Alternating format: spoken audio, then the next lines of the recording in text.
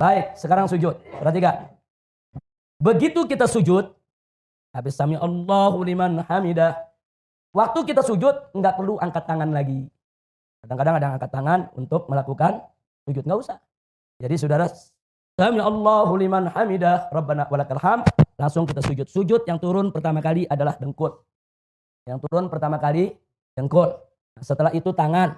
Kedua baru jidat kita. Nah, jadi perhatikan cara turunnya dulu.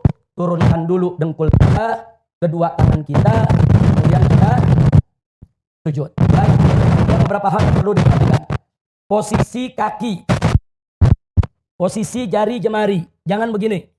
Tapi dia berdiri. Saya ingin tunjukkan posisi ini. Jangan begini. Tidak sah yang begini. Jangan begini. Jangan juga begini. Berdiri. Kira-kira jelas tidak? Berdiri begini. Jangan begini. Jangan main-main kalau lagi ruku. Jangan ntar begini.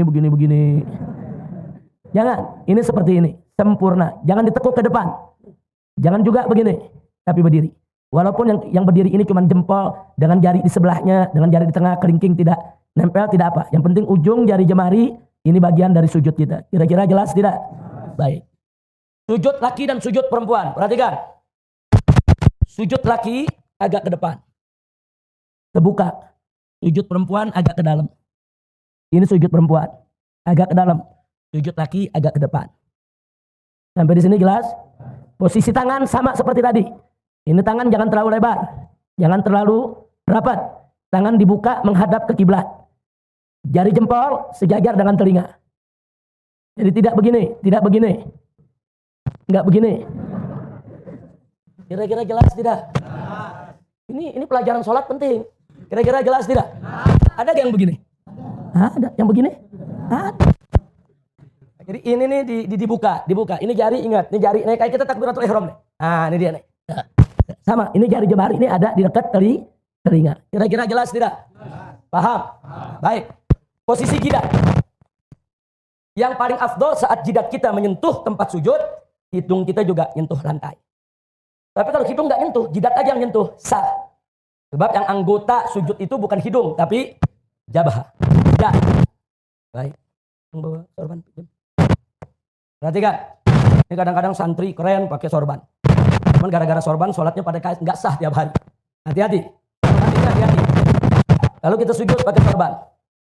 Allahu Akbar. Ini di depan kita nih. Sorban. Sujud di atas sorban. Tidak sah. Ini piki kemari. Sujud begini. Tidak sah. Kira-kira jelas tidak? Tapi kalau piki ini jatuh. Sujud di atas piki. Sah. Sah. Ini jatuh. Sujud di atas sorban.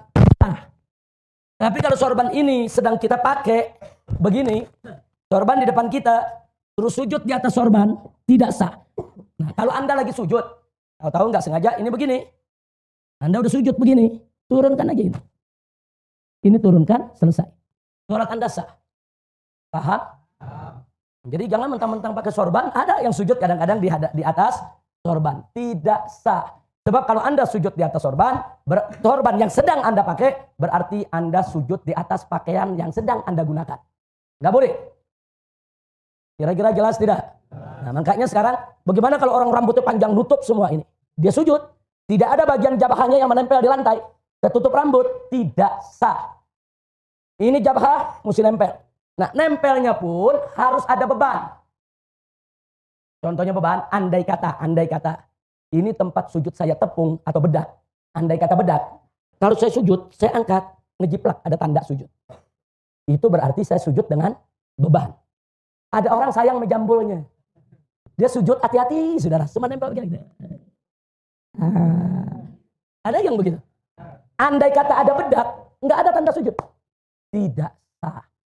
Sujud itu bukan sekedar nempel, tapi ada beban.